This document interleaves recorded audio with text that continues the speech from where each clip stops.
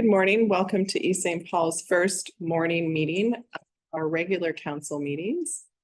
I'll call the meeting to order, the time being 9 a.m. Can I have the resolution to adopt the agenda, please? Be resolved that the agenda be adopted as presented. Can I have a mover?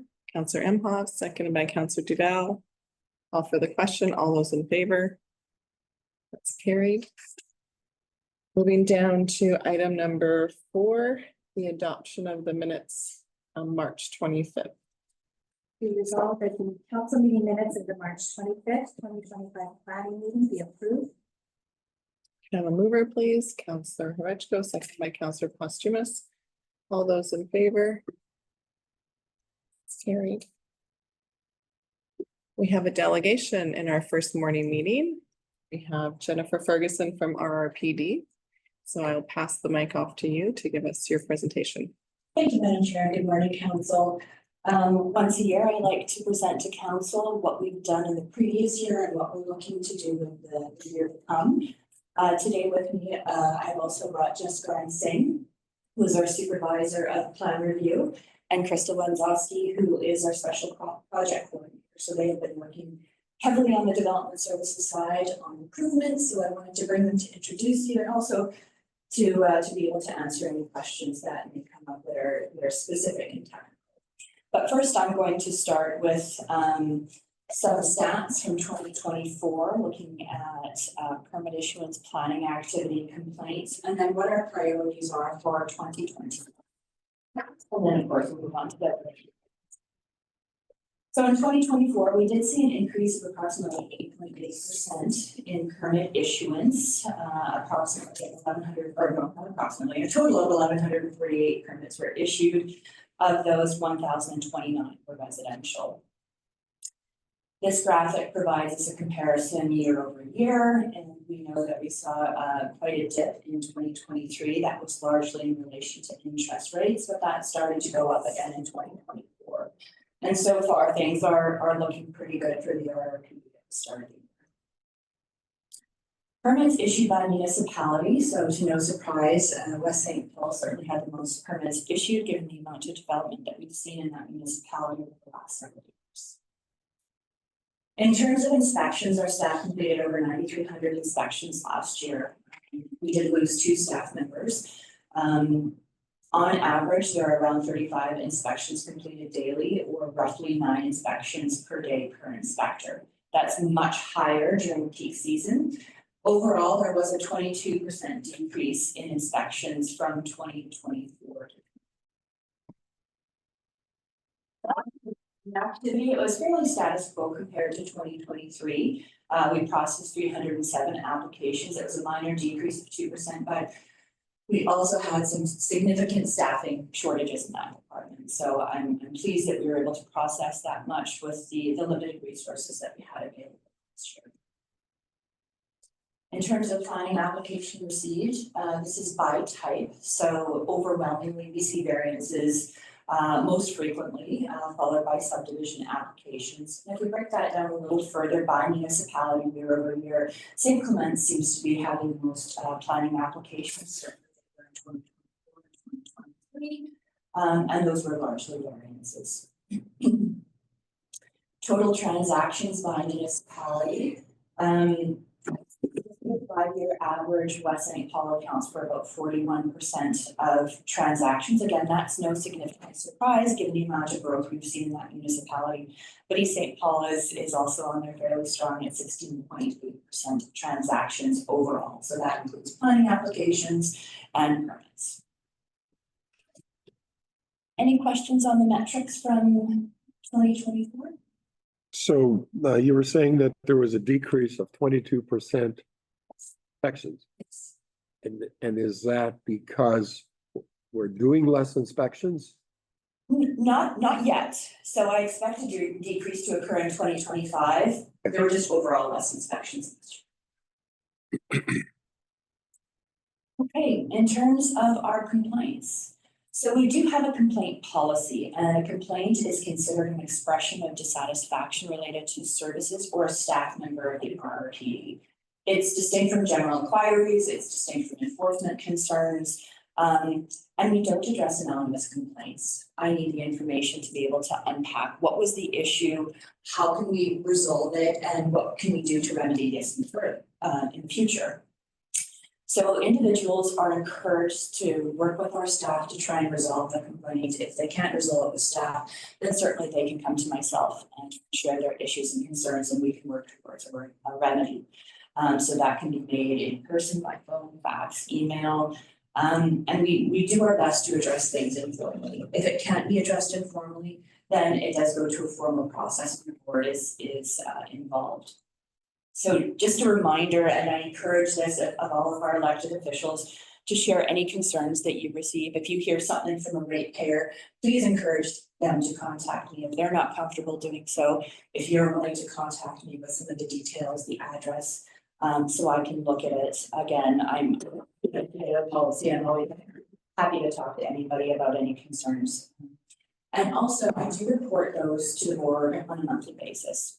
So that's shared even in an informal capacity. If someone shares a concern, I share that with the board and let them know what the issue was and what the remedy was. So that comes into play with our 2024 stats. So overall, last year we received 58 complaints.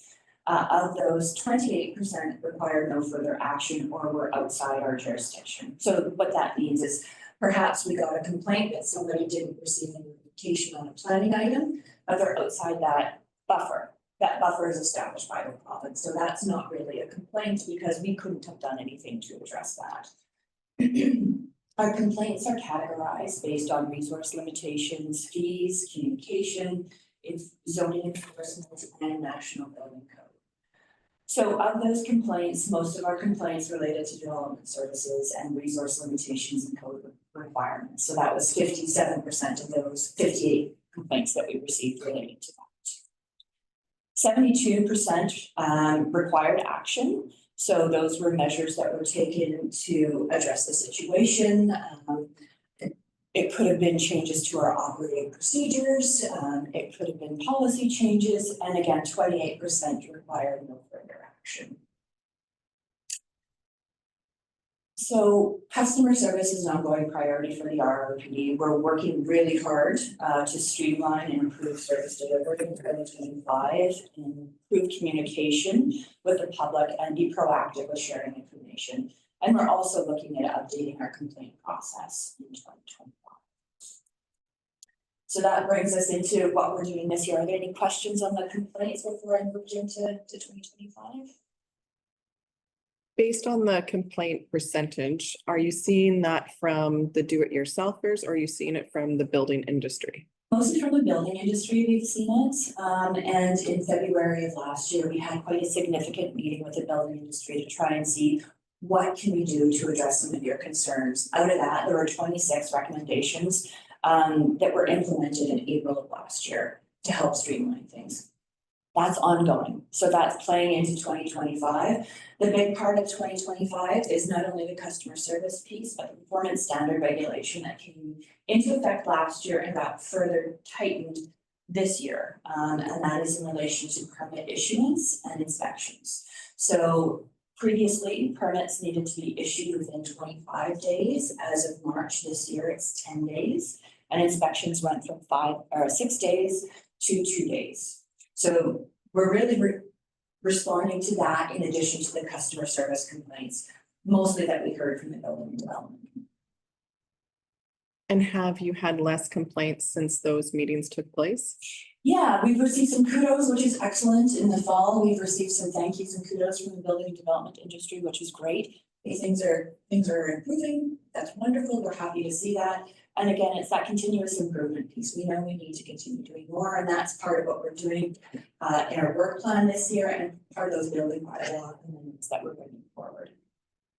And when the complaints are coming from the building codes, is it interpretation of the inspector versus interpretation of the builder? It can be. Sometimes it's just a frustration that that's a code requirement at all. The nice thing is that there is a dispute resolution process established by the province now. So if there are code interpretation issues, the province has an adjudication body. So the RRPD as the approving authority can present their position, and the builder, the designer, the architect, the homeowner can present their position why they feel it doesn't or does meet the code requirements. So far, as I understand it, that has been resolved informally. If there are those sorts of discrepancies, that it hasn't gone to a formal tribunal yet, but that might be a couple of months out of date by now. Okay.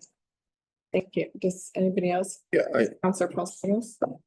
So your work plan, you'll have discussed some of the 26 new items you've added, or? Yeah, so this is further to, so there were a series of improvements that were implemented, largely related to development services, inspections, permit issuance, and standard operating procedures that go along with that. So those have been in place since April of last year. So there's some further refinement and next steps this year that we're looking to implement, and I'm going to talk a little bit about that as I was. Okay, thank you. How many inspectors do you currently have on staff? Oh, what a great question. We just had a new inspector start with us yesterday. So now we have 5 inspectors, but that does include our supervisor of inspections.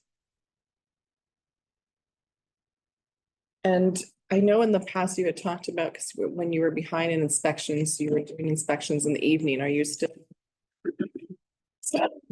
Time is granted typically in the peak season. So that's something we've budgeted for it in case we need to do that, but not something we've implemented as of yet. The other thing that we did is bring on part-time contract support to help us during those peak seasons to have some redundancy and allow for some flux. That's good. And then do the inspectors take the vehicles home so that they can go from home to site?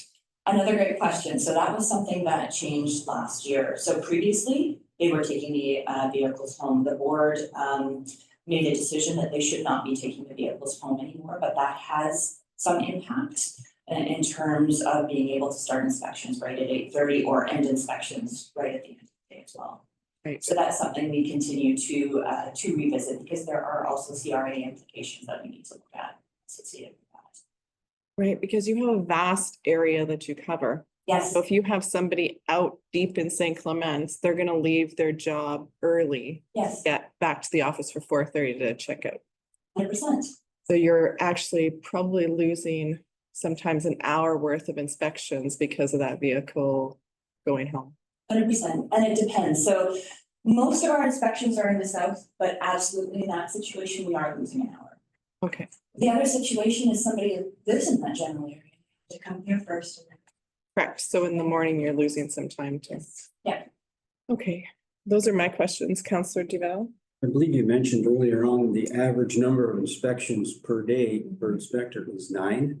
That was for 2024, yes. 9. That was average, so that doesn't, peak season, it can be 15 or more. But even the average, all 9 can't be on the road. No. There has to be many of them been done in office, I would think. Some of the inspections are done in office through photographic evidence, or they're combined. So that's not 9 site visits, that's 9 inspections. So framing and plumbing. There's 9 documents to submit. Correct, yes, that's right. I think, Sounds like a very busy day to me. It is absolutely. Thank you. Councillor Paulson? Obviously, do they carry iPads and then they put their information right away? So when they're out of sight, they don't have to run back to the office. They can put it to iPad, they can put all their stuff in. Exactly. So that was part of the beauty of switching to cloud permit, that it's logged in the field live.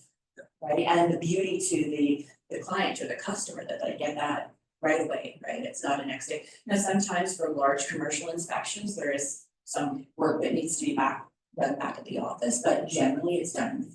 Yes. And I believe we have, certain inspectors have areas that they cover so that quite often you get the same inspector back if it's possible.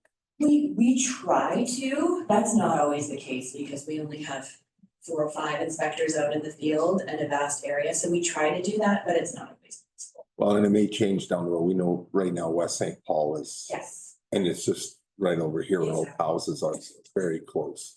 And they're getting, like you said, 50, 45, whatever percent, yeah. What is the average time allotted for an inspection? I know that's a wide range, but what is your average time that you give? It depends on the type of inspection.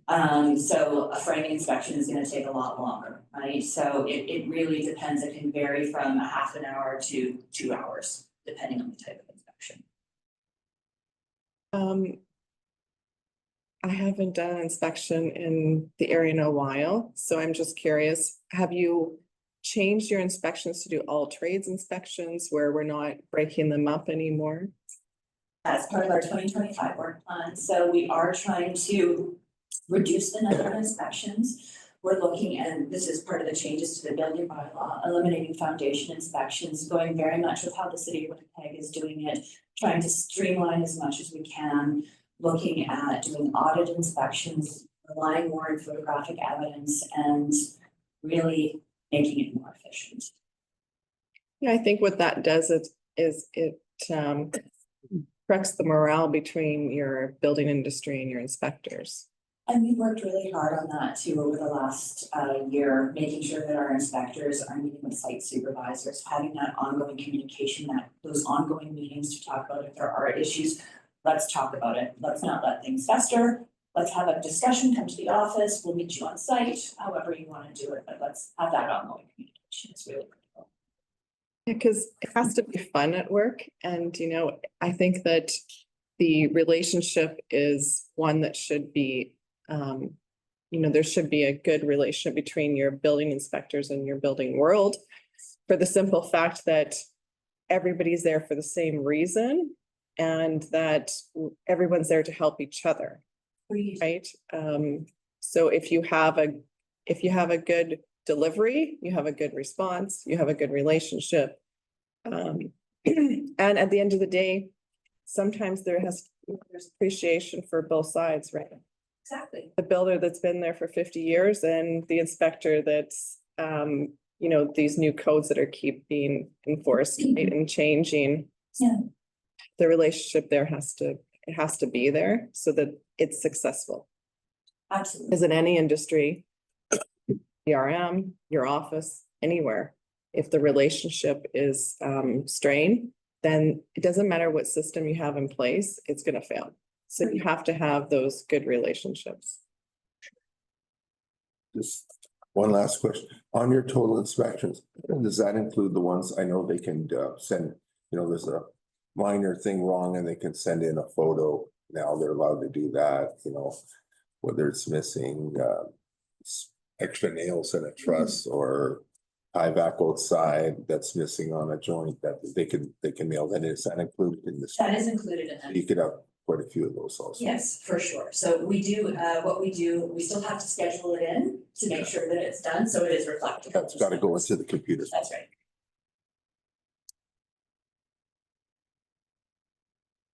Councillor Duval? I just one last question again. Are the inspectors contacted by phone often by the applicants? Yeah, so that was another change that came forward as requested by the board, that the direct cell phone numbers be provided. So they're listed on our website, and there is a lot of direct communication with the applicants and the building community. I can imagine, with a busy day that they have already, if they're fielding phone calls all day from previous sites and former sites coming up, how do they manage to handle all those calls? It's a lot, for sure. It makes it difficult, and we do try and schedule some time for inspectors in office to do the follow-up pieces that are required. But sometimes that's not possible because of the legislation requirements that we have in place to meet inspection timelines. So it's a very difficult balance. During peak season, it can be very exhausting. Does that lead to informal complaints? It didn't last year. No? It didn't. The inspection turnaround times complaints, for sure. We got lots of complaints about that last year, but not contacting, not making, not returning phone calls being missed. Thank you.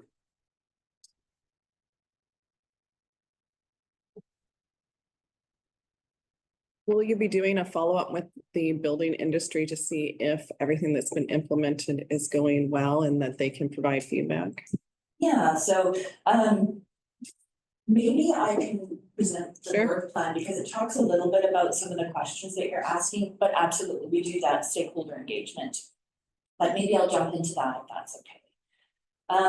So our focus for this year is again, improving that operational efficiency, building on what we heard from the building and development community and our standard operating procedures and policies, as well as communication, which is key. And I think that's what we were talking about, building those relationships, making sure that there's constant dialogue. Some of my focus is obviously on board support as well, meeting with the board and sharing that information, financial management, district management, and then regular duties for myself. So in terms of 2025, as part of our budget discussions, we did undertake a staffing report. What that did was demonstrate that there was a clear deficit in the number of staff required to meet the performance standard regulation. So the board responded by bringing on an additional inspector that will help us out, in addition to peak season contract support. So we have had an excellent relationship with Red River College, where we bring on summer students to help us during peak season. And I think 5 of our current staff are former summer students, so it's been a great succession plan, and it gives us that opportunity during peak season. But the board also did authorize contract support in both plan review and inspections to provide that redundancy in case somebody's sick, in case somebody's on holidays, and in case we're inundated with requests. But what we also noted, even with that additional staffing, we needed to change the way we did business. Operationally, we needed to make some changes. Otherwise, we wouldn't be able to meet that performance standard regulation, and we wouldn't be able to meet the customer service expectations. So in terms of those operational changes, we wanted to pivot to a risk framework approach for both plan review and inspections. So the intent is to build on our current practices to optimize efficiency. So that framework is looking at the building type and use, the size and complexity of that building, the impact on public safety, and then site specifics. So in terms of our plan review process, so that's the permitting side of things, the operational changes that we're implementing are increased designer responsibility for Part 4 designs. Creating checklists for internal use, but also checklists that can be shared with the building and development community. If we find, for instance, there's often details missing from a certain builder, we can share that with them. This is what we're looking for when we're taking the plan review. Expediting issuance of less complex applications. And again, the use of that seasonal support and contract staff to help us with plan review during peak times.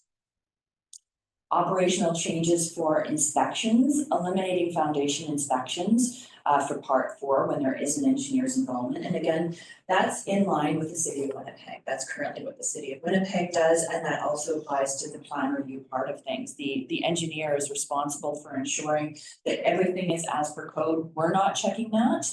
The engineer is assuming responsibility, and that goes with the inspection side of things too, part of why the reason the building bylaws are. We're looking at combining inspections and reducing inspections. So typically a single family dwelling would have approximately 10 inspections. With the new processes, we're looking at 6 inspections. Also reducing re-inspections. We saw last year 40% of our inspections were re-inspections. So we're working really hard with the development industry to say when and how photographic evidence can help with those re-inspections.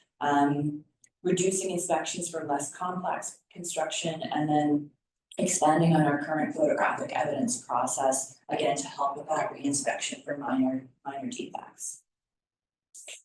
So how is this going to be implemented? We need to update our standard operating procedures, prepare communications. So we already have been in discussion with the Manitoba Builders Association to let them know some of these changes are coming forward.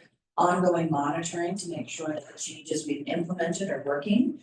Cross-training with staff, contract support, and then updating and standardizing the 5 municipal building bylaws that we work with right now. In terms of communication, again, that's key. It's critical. We do have municipal meetings to make sure that everybody is on the same page, as well as monthly staff meetings and ongoing education. Application management is a critical piece, so we do update timelines on our website on a weekly basis, as well as monthly metrics provided to the board to permits and inspections, as well as exception management, stakeholder meetings. So we do sit on the Manitoba Home Builders Technical Review Committee and have monthly meetings with them to talk about issues and concerns. And so far, I'm very pleased that it has been very positive.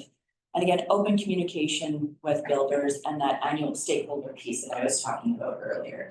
So typically, we meet with the building and development community once a year to talk about issues and concerns, do a bit of a SWOT analysis. What are we doing well? What do we need to improve upon? And build that into our work plan for the subsequent year. Communications, updating our strategy for complaint reporting and looking at software options to manage that as well. And as the mayor suggested, working with our municipal partners is critical. Meeting with you to let you know what we're doing, working with your administration, communication strategies with the public, the building and development community, as well as our municipal partners. We're looking at some AI technology to create some how-to videos that I think will be really well received. Why do I need a permit? How do I apply for a permit? Focusing there on the do-it-yourselfer that might need some assistance. And then work plan input. Typically, annually, I request feedback from your administration as well as council and the board. Again, a bit of that SWOT analysis. What are we doing well? Where do we need to improve? And that gets into our work plan for the subsequent year. Again, that continuous improvement piece that we're always trying to work on. And again, the details that you might not be so interested in, but I work very closely with our board, obviously, with monthly meetings and providing them with information and meeting to share. We did set aside some monies for a strategic plan this year. That was coming out of the Municipal Services Delivery Improvement Program and a priority that we needed to implement. Our strategic plan was, I guess, last dated as of 2022, so we were in need of a new strategic plan.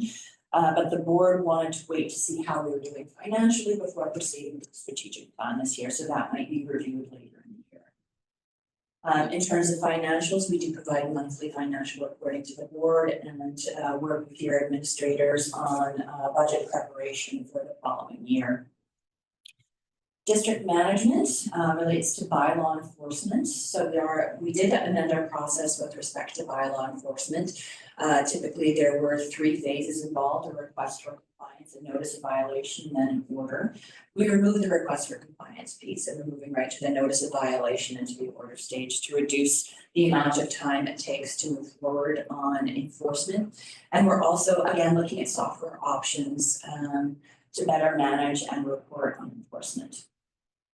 A bit of a bone of contention. I know the zoning bylaw review has been on the books for some time, but given the staffing shortages that we've had, we haven't been able to proceed with that. So that is on the books for this year, but is again resource dependent.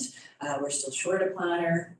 We just had a closing date for filling that position, so that is dependent on when and if we're able to fill that position. And then finally, I have ongoing duties relating to staffing, legal matters, and audits and annual reports. Any questions on our priorities for 2025? I have a few questions, and they may relate or may not relate, so I will go to the panel first and then I'll do my questions last. Councillor Duval. Yes, all this sounds great. It's going to take time. It's a lot of manpower. I don't know how much, but these things don't come easy. It's going to take a lot of dedicated manpower. Now you're approaching the season. Do you have enough staff to pull all these things off? That's a fabulous question. So we have budget constraints. We did, as I mentioned, a staffing analysis to see, do we have the people power to do what we need to do? We don't. So that's why we needed to do this heavy lifting, get it into place before the season starts. So April's going to be really busy for us. Thankfully, I have a wonderful team that's really dedicated and hardworking, but it will take time for sure. And we will need to revisit, do we have the right number of staff in place? The big challenge is the resource considerations. Absolutely, I would suppose you'd never be able to get to everything there, so you're gonna have to prioritize some of these things. Absolutely. Make sure that they're implemented from start to finish. Not start to implement them and then they're let die because you don't have the resources to continue. It's a very ambitious plan, without a doubt. As I mentioned, I felt that we needed to change the way that we did business. We've seen some complaints, we've had some challenges in the past. We don't know for sure that this is gonna work. We don't know that this is going to address. We might find that we still need additional staff, even with all these changes being put into place, but we won't know that until we have a full year of operation. Thank you. Anyone else? Are we caught up with our planners or we still need one? We're still short, so the position, the posting just closed, so we're looking at interviews this month for the planning position. And I know the staff has changed that.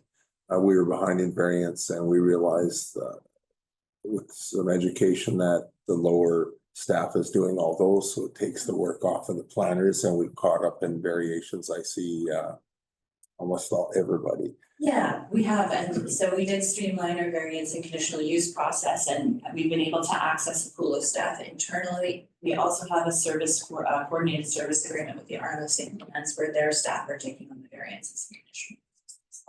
And I guess the biggest problem is this new Manitoba law or whatever, that these permits within inspections within 2 days, the city staff have said this is like almost impossible. It's very hard to do. So that's what's the biggest problem. That's the driving factor right now, for sure, the performance standard regulation, and we're crunching down as of March 1st to those very, very tight timelines. Absolutely, and there are other organizations that are struggling about it. And my last question is on, are we still having problems with some builders that do a lot of homes? I know they're short of staffing and they don't have project managers quite after. Like we'll go to do an inspection and no one's there and then they just, send the list. Give us the list, what's wrong. We're basically kind of being their manager and checking the work of some of their subcontractors. That's improved a lot. I would say that's not as much as an issue as we've seen in the past. You work with the ones that were the biggest problem. Okay, thank you. I need to say something there. So there are a lot of inspections that don't need somebody on site. And because we get building industry gets windows of 4 hours for inspection, to hold somebody there on a site for 4 hours seems it's not economically friendly, right? So a lot of inspections don't need somebody there. They're either failing or they're passing. The industry understands that. It's very common that inspections are done without somebody on site. For sure. And then I want to note, you had said that the city of Winnipeg, you have stats from the city of Winnipeg, or? No, I just know a couple of contractors that said, talked to a couple of counselors and other people and just heard like 2 days it's a big change. It's a big change to get it done within 2 days. So when we were doing inspections in 24 hours, how many staff did you have for inspections? Because that was consistent for many years. That was consistent for many years. So we would have had 5 inspectors doing inspections at that time. And how many do you have now? Now we have 4 inspectors and 1 supervisor of inspections. Okay. And then, sorry, Oris. That's fine. So my next question is, do you still have staff working from home? We do. When will that change? That won't change because that was negotiated as part of their contract when we did some onboarding in 2022. Are you finding that there's efficiency in that? I mean, there's lots of stats out there now that are saying that that is not as efficient as we once thought it was.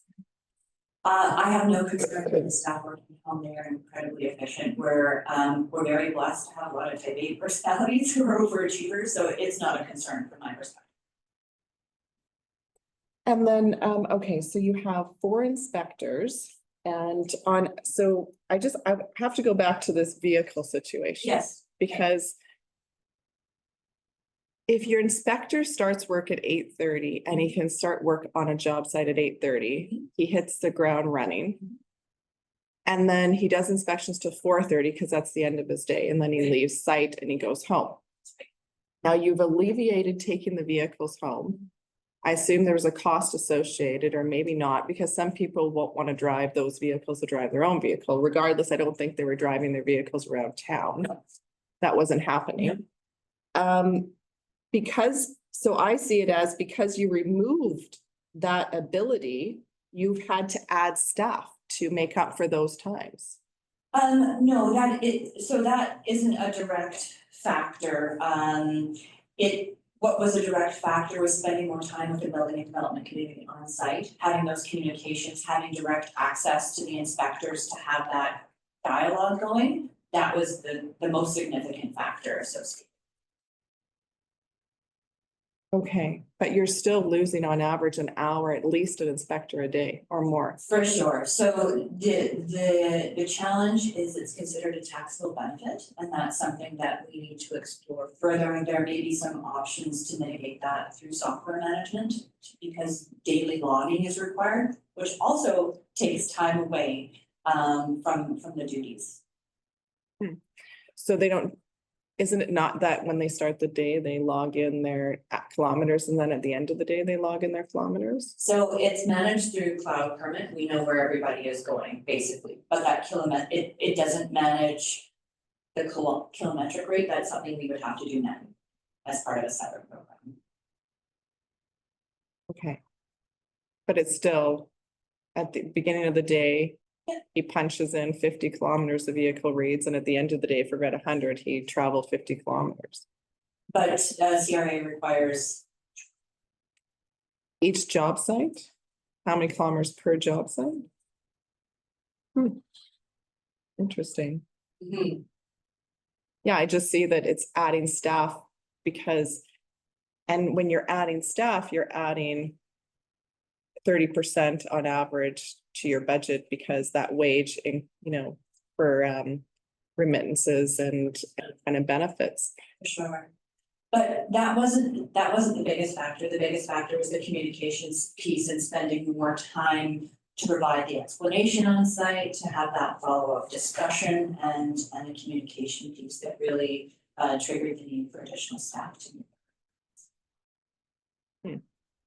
Okay, so are you modeling the city of Winnipeg where they allocate so much time per inspection, and then the building industry understands that? Not so much that, we're modeling their model in terms of how much time it takes, but we have some general guidelines in terms of how much an institution. And then,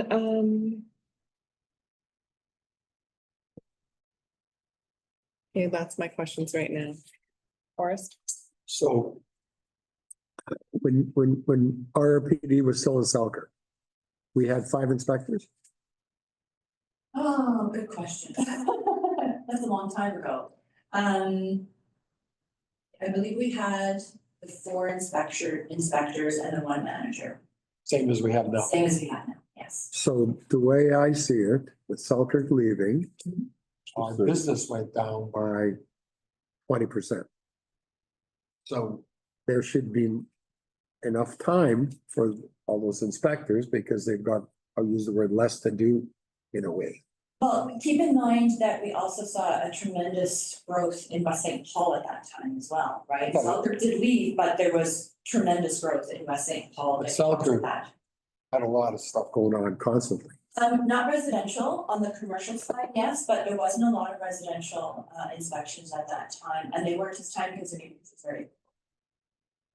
So now that we're accepting pictures, Mhm. we weren't really doing before, and allowing engineer stamps for stuff Yes, and condensing some of the inspections, yes. we should be fine.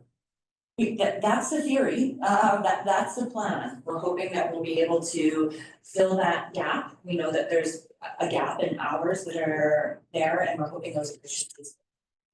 And going back to the vehicle thing, I deal with CRA, different business. Salesman leaves and he goes to an account. He doesn't have to monitor It's start and end. Okay.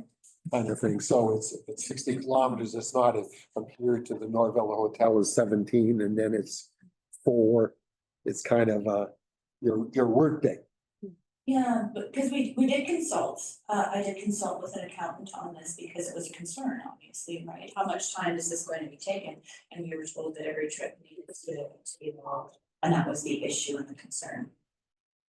But you know, and again, in a different business, all the sales reps, that's all they have to do is a start and an end. Right. Yeah, I guess if he went to Superstore on his coffee break and got some donuts, that's okay because it's going on the way to. Right, right.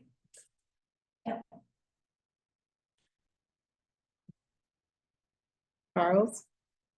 On the inspecting thing, it was a look into all the extra, like there was, not all the inspectors live Right. in this area. You could have an inspector that could be from, Steinbach, Oak Bank. You could have an inspector from Headingley. So they were like, the cost of all the mileage and that was looked at also. I think you also have one other whale in St. Clement, Grand Marais or somewhere. So There were some costs that the RRPD did. they're traveling further coming into work and back than they are actually going to West St. Paul.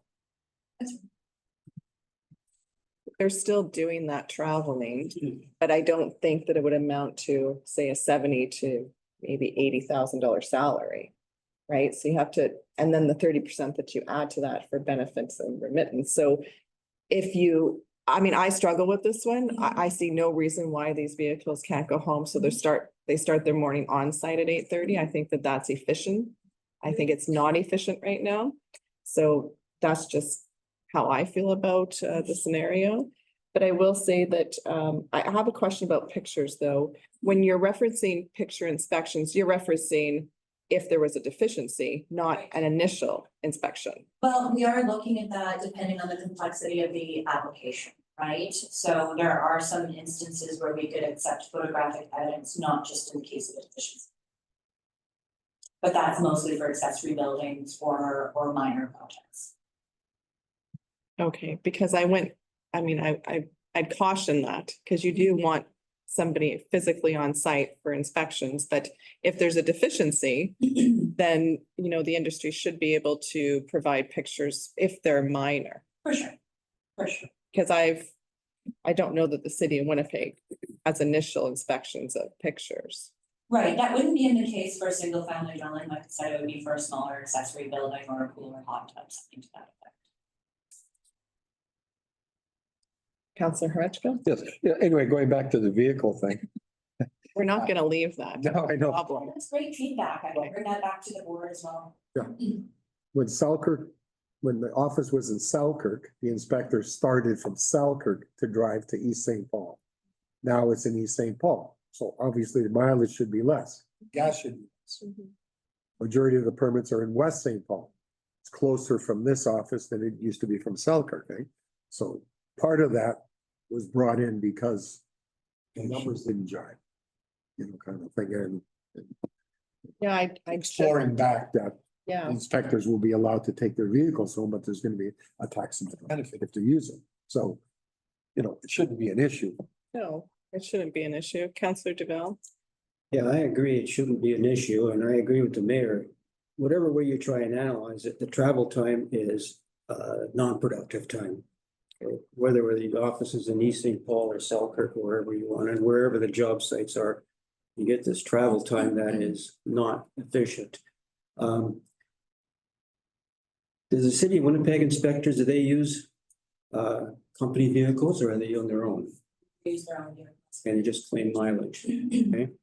Which is typically more expensive, I think, than your own, than company owned. And the last question I had was, I believe you said this policy was implemented in 2022. The vehicle? Yes, No, it was last year. just last year. April of last year. Yeah. Okay, Prior to that, it had always been practiced that the inspectors could take the vehicles. okay. Well, maybe our representatives on the board could raise this issue. of reversing that. I'm in full agreement that they should be allowed to take the company vehicles to the job sites and back, starting at 8:30, wherever they may live and wherever the job. It might be a whole lot easier to schedule jobs too. They can work in areas where they live. That's typically what. That's how it used to be. Thank you. Yeah, I think that one really needs to be looked at for our board members. I think that's, just what you said, Oris. We used to start in Selkirk, inspections were out here when East St. Paul was booming and having lots of inspections. And they were still accomplishing 24-hour inspections. So I think that, and with no more inspectors, and I understand the communication piece, but I think that if the relationship between the builder and the inspector is there, then there's no reason to stand on site and talk for an hour. I think that you're having those longer conversations when they're not agreeing. When you're agreeing, these are quick and one and done, right? They're repetition for builders that have been around for 30 years. It's nothing new. It's like, what is the reason? What is the issue on site that they're having longer conversations? So when you have your meeting with the builder industry, I understand that some of those meetings were set up by those in subdivisions. You have builders that are not in subdivisions and your custom builders or, your smaller builders.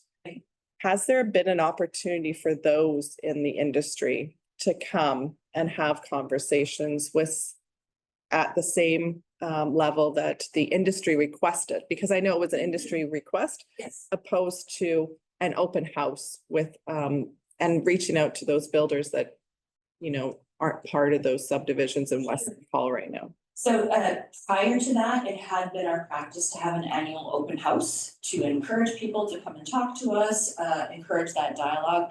As I mentioned, I have an open door. If anybody would like to come and speak to me, they have that same opportunity as the builders did who requested that meeting. We also have communications that go out for anyone that has had a building with us and this communications to let them know what we're doing, to get feedback. So was it as blatant last year? No. But that's something that we want to continue on an ongoing basis, not specifically.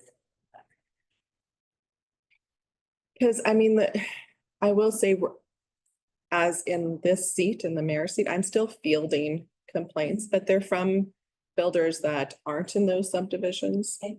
And so I'm hopeful that into the future, we'll see a roundtable setting for those individuals that can, because sometimes when you have a group setting, you hear what somebody else is dealing with, but maybe they deal with it differently. It actually, as we all know, it helps to have round tables, and then solutions are formed from there, because it's not productive, I'll say, to have a builder who's angry come in and have a one-on-one. Yeah. I don't think that that's productive. I think that it's productive when you have round table and you can start diffusing some of the issues, and then both sides of the table see where each side is coming from. Fair. More support on either side. Fair. That's a really good point.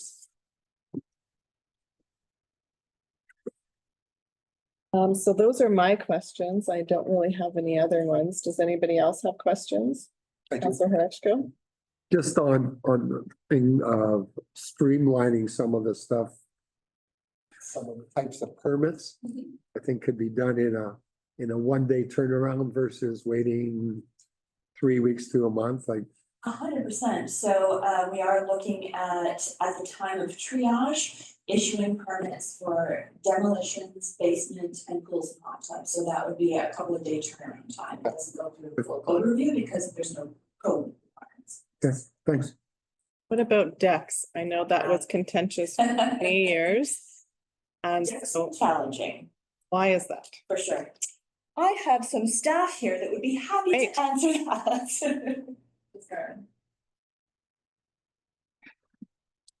Morning. So one of the biggest challenges with deck sale is mostly movement of one and not necessarily meeting the code requirements. So if you get a deck plan and they're attaching to house and they're building on, let's say, surface paths, then it's a code concern due to surface movement and concerns with ledger pulling out. So it's basically about back and forth with homeowners. If a builder applying for a deck, then it's usually very smooth because they know exactly what they're doing.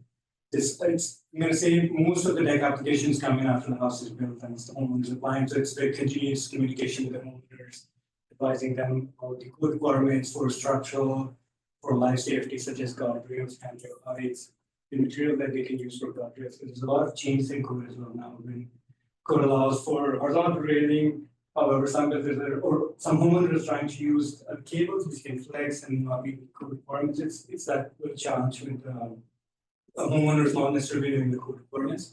We do have our deck booklet which kind of explains all the code requirements, but I believe not necessarily everybody will read or go through those requirements before they make an application. Okay, Councillor Hatchfield? Okay, so let's pretend, April, I want to build a deck on my cabin in Grand Beach. And unfortunately, the way the system is right now, it's August and I still don't have a permit. So right now, what we're doing is if you get an application right now, the process says it gets triaged in a day. If we're missing information, we'll reach out to the homeowner saying, hey, we're missing the foundation information on your deck. We're missing the structural information on your deck. Please indicate that information, give us the revised form. After 2 days, it gets reviewed for buildability. Right now, we're reviewing application in 2 business days. It gets reviewed, ready to be issued. If it's a deck application, detached garage, those are simple. Everything is there. We're issuing permits in 5 business days. If it's a house, it gets reviewed in 3 days. Then if we're waiting for a lot break permit or a flood area permit, we're waiting for those. Once we get those, we're issuing permits. And we're hoping to keep that continuous pace in the summer as well. So we have 3 summer students starting in summer. And I will be working with them and making sure that consistent policies are and timelines. So going back to this specific, okay, so again, Grand Beach, April, I put in and there's stuff missing. So then RRPD would be contacting me or you just leave it live? Yep, when you make an application, we basically send 2 pieces of communication. We update our cloud permit that this piece is missing, and then we also send a follow-up email that your plans are missing this information. Then if we don't get anything for a few months, then we'll reach out again. Hey, your application is still pending. We've reached out to you, let's say in April. We have this information. We haven't received this. Please let us know if you have any questions or concerns for us. Can I ask, are those when an individual is doing their own drawing or when a professional is performing the If the drawing? professional is doing the drawings, then I don't usually see a concern. It's usually if they miss a piece, we reach out to them, hey, we're just missing the size of this beam, could you please provide it? But if it's usually a homeowner, let's say they haven't made a permit in their lives, it's the first time making a permit, we expect them to not move through. So our usual expectation is that if we get a set of plans and missing information, we usually send them an email and also ask them to give us a call. If you don't know anything or if you're confused about something, give us a call and we'll be happy to. You mentioned lot grade permit. Are we having a requirement for a lot grade design with the building of a deck? I believe Easton can. No, not for a deck. Good to hear. Yeah. I was a little concerned when I heard that. It's mostly for single family dwellings. Right now we're if an application is submitted on Friday, it gets triaged either on Friday or on Monday, and it will get tried to be reviewed by Wednesday. So we have trying to meet that 10-day turnaround time. So another example, going to this lot grade thing, we had a resident in East St. Paul. We built a house, everything was all good and lot grade and everything. So now the person wanted to build a shed and RRPD gave the resident grief because they wanted a lot grade. That's an East St. Paul, that's an East St. Paul issue. So we'd have to internally look at that. It's, they're following our bylaws and policies, so we would have to internally. Because the I agree, Oris. the that's- lot grade was done already, so they're set up. It's extra cost, yeah. I'd also like to add on inspections a little bit. Previously, we had, let's say, 4 inspectors who were dedicated on residential because we had a full-time commercial inspector and a part-time commercial plan examiner. Right now, we don't have a commercial let's say Medicare commercial inspectors, so our residential inspectors, they're also doing commercial inspections. That's also taking part of their time. A lot of commercial inspections could take longer than compared to a residential inspection. So a typical framing plumbing in a house could take from 1 hour to 1 hour and a half. Other inspections will typically range half an hour.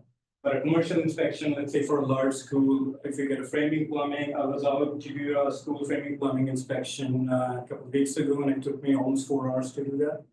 It's a fire separation inspection for, let's say, a large project with frame. There would be a lot of fire separation, so that could take a little longer than the typical residential inspections, 3 hours, 4 hours. That could be Thanks. Okay, let's go back to the deck permits. So I do know a lot of deck builders, and they're at the point where they don't want to pull permits in with an RRPD, and that's a concern, right? Because they're saying, I can make money in the city of Winnipeg because I can pull these permits within 1 to 3 days. I go into, this region, and I'm 30 days sometimes for a deck permit. So what happens then is the homeowners start doing things themselves when they can't find a builder to come in or a deck builder to come into the community to build. So we're actually part of that problem, right? And I appreciate that individuals don't know what a drawing should look like, and they don't know what's required. So they're trying to use the internet, and they're trying to save some money. And the challenge of finding someone who wants to come in and build is an issue as well.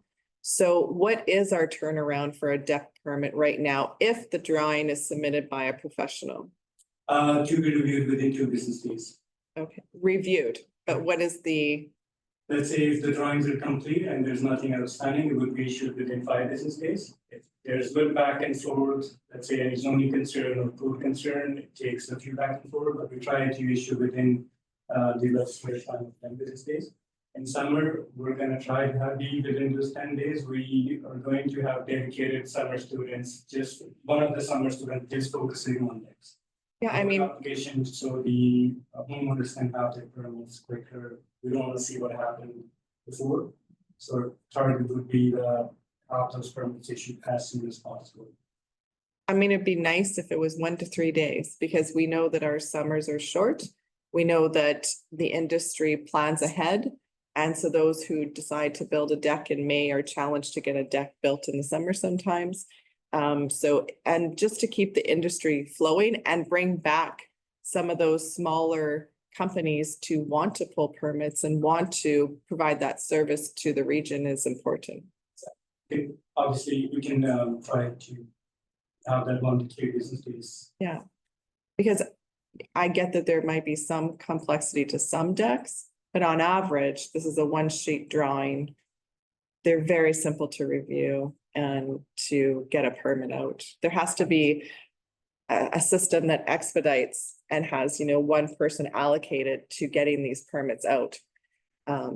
Because obviously it's, you hear it from industry, but we hear it from residents, right? Because they want to build a deck and they want it for summer, and there should be and I understand when you're challenged with an individual that doesn't understand the drawings, and then you're guiding somebody you're taking time to explain and you're taking time to guide.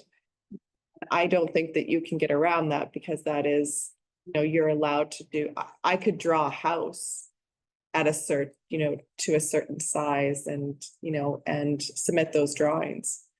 So you can't get around it, but I guess the more information provided and the more encouragement that, somebody doesn't do their own drawings because of reasons, right? Exactly.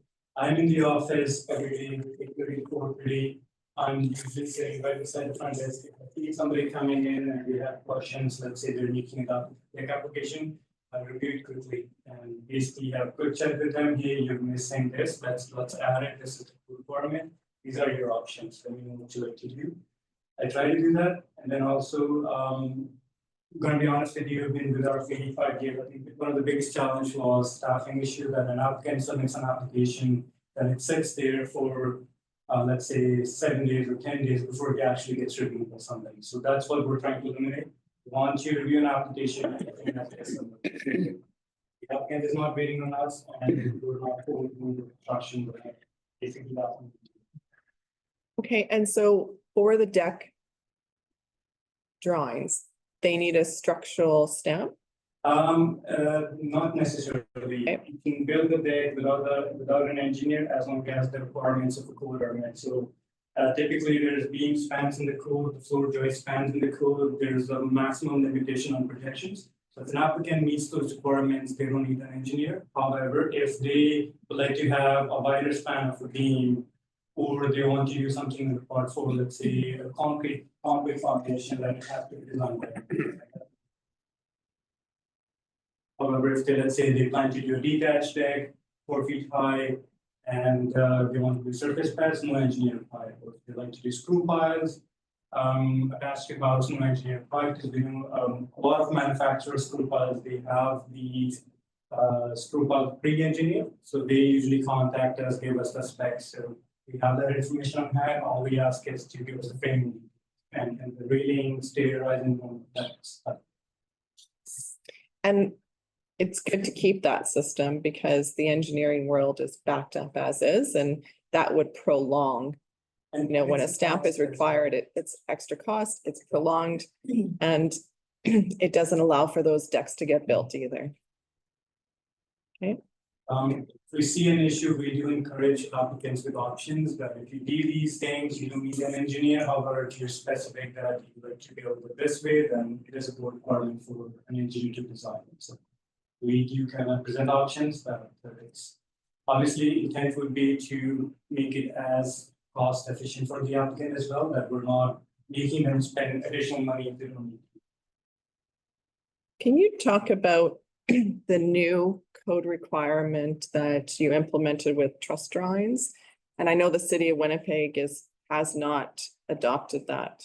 So, province of Alberta issued a bulletin in February, and province of Manitoba issued a bulletin in March that all trust drawings have to be stamped. So, I believe it came into code in 1995, and all trust designers were stamping drawings. Unfortunately, what happened is, from what I've heard from industry, that Vic Tanner was a professional engineer. He used to stamp most of the trust drawings. He passed away, and a couple of the manufacturers did not retain or hire an engineer and kept on providing seal drawings. When we went on site, we were always advised this is designed by an engineer, and the trades on site just threw the cover sheet which was stamped on the other engineer. And this was what our assumption. There's only 2 specific manufacturers who are not stamping it. Most of the other ones always do. So now it's more of a clarification that all the trust drawings needs to be stamped. It's very clear in the administrative provisions of the code that anything that has a manufactured product, let's say open web joists or engineered trusses, those need to be designed by an engineer because an inspector is not qualified to look at the trusses and to see if one brace has a tension or compression. That's an engineer's responsibility. They have to do. So I think it's more of a supplier issue, and they were required by EGM and Manitoba province that it needs to be stamped, but they will not do it. I've also heard, not 100% sure, but EGM is looking at more of a discipline action against the manufacturers as well. They have a legal responsibility to stamp them, and they were not stamping the drawings.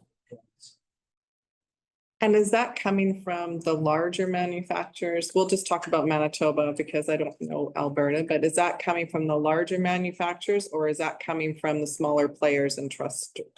Say larger manufacturers. City of Brandon passed a bylaw in 2012. They required all trust drawings, all sole drawings stamped to be submitted at the permitting stage. The whole requirement, but they requested it to be submitted during the permitting. And those manufacturers told us that we only stamp for Brandon, we don't stamp it for when we have meetings with them, which is against the code or requires them to be stamped by an engineer. It's very clear in the administrative provisions. Okay, so I guess I'm struggling to understand. So we'll take all fab, for instance.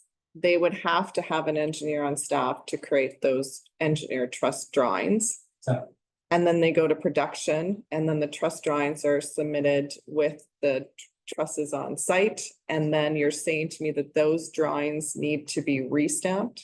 those drawings need to be stamped by an engineer. So every engineering piece, as per guidelines from Engineers Association, if an engineer is issuing an estimate, a report, a drawing, a detail, that needs to be authenticated by the engineer. That means they have to put their seal on the drawings. They were not adding those seals to the drawings. So if an engineer or AllFab is issuing a set of truss drawings, a layout or a connection detail, it has to be stamped by an engineer. And those drawings that we get, those were missing the seals on the plans. And what I've seen is on one specific house, we were issued a set of drawings not sealed. We went out, did the inspection, failed them and said we need sealed plans. We got the sealed plans and the engineer added new bracing to the trusses, highlighted with blue pen, these need to be added at addition. So those designers, or I'm going to say truss manufacturers, had engineers on board, but they were not stamping or not necessarily looking at the truss drawings. What are you hearing from the industry about this? We had a meeting with Home Builders Association and their opinion is that it's a supplier and the purchaser issue because the supplier is selling engineered trusses and they're not stamping it where there should be a stamp on it.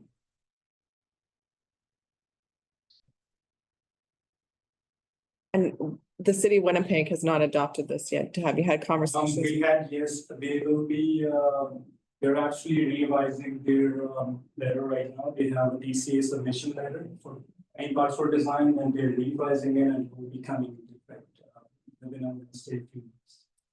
From last what I heard from you.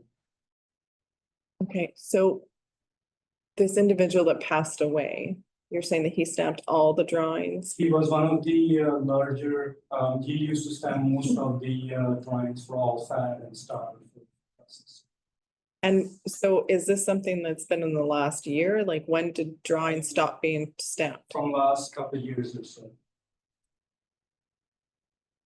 And is the industry complaining right now about the extra cost to a build? Yes, there are complaints about additional costs, but it also appears that the truss supplier are looking at more like a business opportunity to generate more revenue.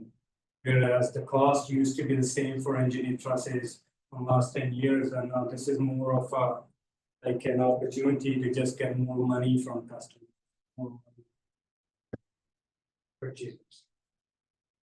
Right, because to design your trusses, they have to be engineered. Exactly. Councillor Duval? Yeah, the problem with trusses, as I see it, and correct me if I'm wrong, if it has an engineering stamp on there, part of the specifications would be the truss spacing. Because that's a roof load, typically, okay. If a truss drawing is not stamped, then there's no specification for spacing. And then how do you control the safety of how that truss is used? It could be overspaced. So when we get a set of truss plans, it has an overall layout of the trusses, and then there is shop drawing for each component truss. And those component drawings will basically indicate additional bracing, because now those trusses has to act as a system for the overall roof load. Individual truss can't act as a system. So what they do is there's additional bracing, let's say horizontal bracing throughout the trusses to kind of hold them at the bottom. And there's scab bracing for let's say one of the additional members. Those bracing are usually listed on the drawings. The only missing piece was there was no stamp of the engineer. We don't know if an engineer actually designed it or a staff member employed by, let's say, AllFab designed it. So that's where the missing piece is. EGM and province came and said, no, it has to be designed by an engineer. An engineer has to look at it and they have to design the overall roof system. So Brian, just for clarity, when the trusses arrive, along comes a document about this large and every truss has its specification. So when they do the inspection, they typically go through every truss. Oh, most inspectors, I'll say. And Spacing has to be specified somewhere. For sure, but it's also, it's the bracing that's important, right? And then that what was designed for that specific run is the truss that's sitting there. So that's what the inspector's looking for. When an inspector goes out to do a framing inspection, one of the pieces is basically to look at truss drawing, make sure all the bracing is added. All the point loads are supported down to the foundation. So let's say there's a massive building truss and all the other trusses are anchored to that builder. We're looking for pointing down to the foundation. We're making sure they're using correct size hangers. All the hanger nails are installed, all the trusses are nailed to the top plates. Understand.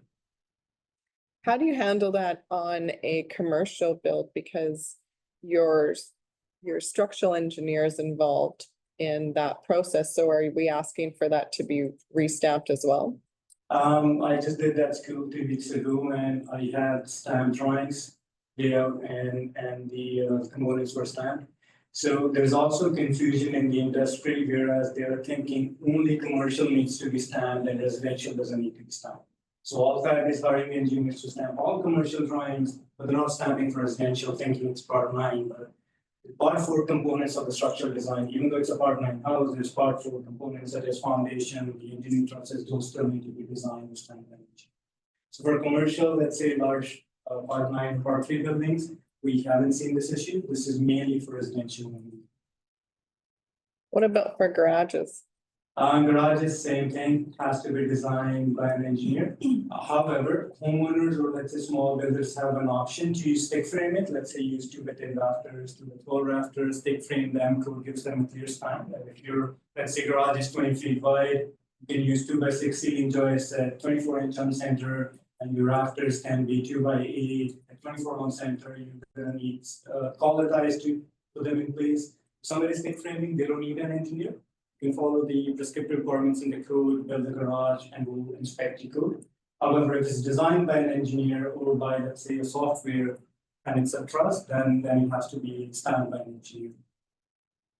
What if a build has, I mean, there's sometimes areas where framer on site will stick frame some areas. Is then the homeowner or the builder having to go back and get that section stamped because on site it didn't work and they decided to stick frame it? So basically, when an inspector goes out and the plan said engineered trusses and they change to stick frame on site, inspector will ask for a revised drawing. So plan examiner can review those drawings because inspectors on site don't have the span tables with handy with them. Take them a while to calculate the roof load, the spans on site. So if it's a small section, let's say a canopy which is straight joist sitting on a beam and it's going to be fine, they usually pass them and come into the office, double check it. But if it's a complicated roof, let's say we have a few gables and hip roof and a valley at the same time, stick frame, then they will basically ask for a reverse drawing. There's 2 reasons. One is for record keeping. So let's say 20 years later, somebody pulls a record and they want to see how it was built. So we have correct drawings. And then number 2 is so plan examiner in the office can double check all these things. Okay, I just heard about that, so I thought I'd bring it up because I'm sure that we're one of the, minus Brandon, we're one of the first to adopt this. And I know that there's been some complaints about it. I just made an application for a building permit for somebody at City of Surrey. And as a permit requirement, I was required to submit a letter of assurance signed by a structural engineer and engineer seal trust drawings and full just drawings at the permit stage. So a lot of jurisdictions have adopted this already. I don't think it's fair for us to ask at the permitting stage because then the owner have the option to go to different manufacturers and shop around for pricing. So I think the fair option would be to have them stamp and provide us a copy before they call for a framing instruction. And, okay, so they have to submit it before the framing inspection. They can't have it on site at the framing They can inspection? have it on site or submit upload to cloud. If they have a digital copy, they can upload to cloud. If they have a paper copy, leave for inspectors on site. Right, because your inspector shouldn't take any time with that drawing because Exactly. you've just indicated that they don't know the loads. They don't know, they're just reading where the bracing has to be, where the loads have to be. So there's no review process. Yeah, not for trusses. Right. That's where we solely rely on an engineering staff. Okay, any other questions? Okay, All right, thank you. Thank you. Two. Okay. Okay, so talking about what we did, what we're doing, one of the changes that we need to implement are changes to our respective building bylaws. So each member municipality has a building bylaw. The Manitoba Building Code outlines requirements for design and construction standards, but a building bylaw is a regulatory document based on the code. It governs construction, alteration, repair, and demolition of buildings. It outlines code requirements, standards, enforcement, safety measures, and construction.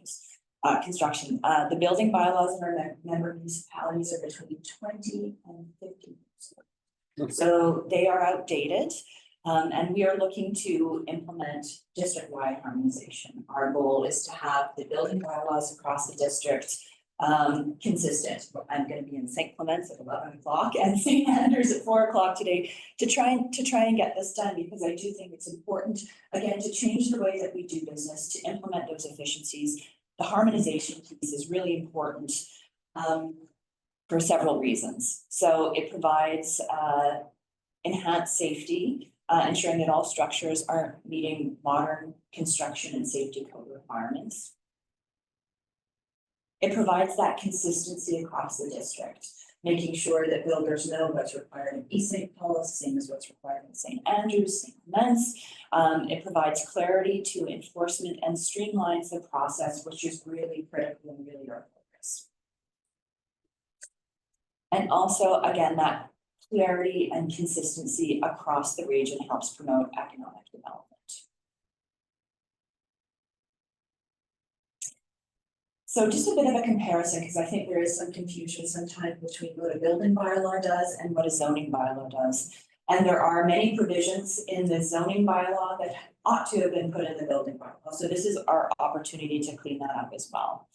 So a building bylaw looks at regulation, construction, alteration, repair, and demolition of structures. In contrast, a zoning bylaw looks at regulation on planning and land use. The building bylaw provides governance under when and how a permit is issued. Now, right now, some of that is in your zoning bylaw, but we're putting that in the building bylaw because that's where it ought to be. But a zoning bylaw provides governance over the placement, size, and height of structures. A building bylaw outlines when a permit is required. A zoning bylaw outlines when a development permit is required. So a development permit is different. It talks about work on the land rather than structures on the land. And then finally, the building bylaw provides that technical information required for building and development, and a zoning bylaw provides those land use requirements. So the building bylaw is broken into a series of categories. So we've refined and enhanced the section dealing with duties and responsibilities of the owner. So owners need to ensure that they have design professionals involved in certain instances. We need to ensure that the property is clearly displayed throughout construction so we can find the property. Work is not to be covered until an inspection is completed and approved. Owners are responsible for obtaining permits even if the work is already commenced. Owners are responsible for revealing and remedying any defect at their own expense. And buildings must comply with bylaws and code within a reasonable time frame. There's also duties and responsibilities of the design professional. So plans and drawings must be signed and sealed by a qualified architect or engineer, and design professionals must certify compliance with building codes. This next part is part of the critical pieces that we need to have in place to help streamline the efficiency for both plan review and inspections. Design professionals are to ensure that there's certified professional submission applications for all Part 4 designs that relates to the foundation requirements, that they're assuming that responsibility. Right now, it's a voluntary process. We're going to make it a requirement to help streamline that process. And again, consistent with what the city of Winnipeg is doing. And then that design professional is also responsible for related inspections for conformity to design and codes. Again, revisions to the authority having jurisdiction, so in this instance, that's the RRPD, because we are enforcing building code and building bylaw. So we can require that design professionals sign off on certain complex projects. Permits may be conditional based on additional information being submitted, so that gives us some flexibility. We can refuse to issue permits if there are unresolved defects, unpaid fees, or existing infractions. We can rely on certificates from professionals for both plan review and inspection. So that's going back to that structural piece that we were talking about. And also we can set up an audit program, relying on those certificates for plan review, approval, and inspection.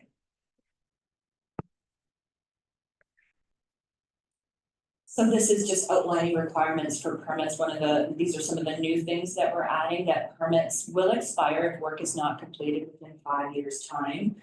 We are finding that there are open permits out there that haven't been completed, and we want to close those off and help to resolve that issue.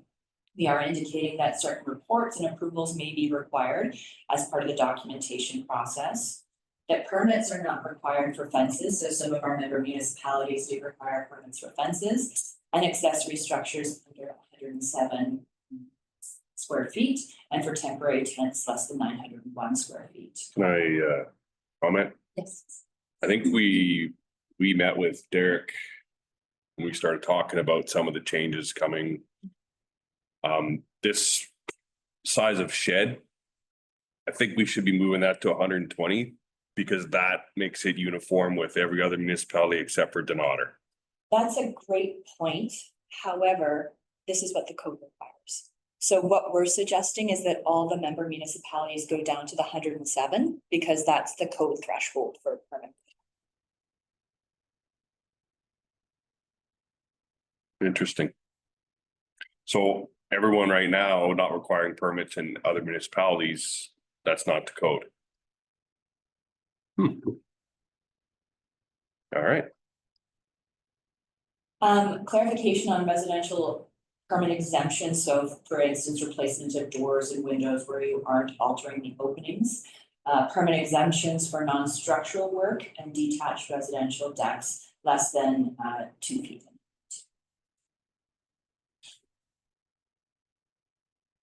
Swimming pools and hot tubs. So this is pulled from the zoning bylaw going into the building bylaw. So pools are considered anything that is over 24 inches deep and must be in compliance. In-ground pools will require engineering to be involved. Outdoor pools are to require a 5-foot high fence with specific security features. And hot tubs and swim spas are exempt from fencing if there is a strong lockable cover associated. Geotechnical reports, again, pulled from the zoning bylaw, being brought into the building bylaw, providing some further refinements to that.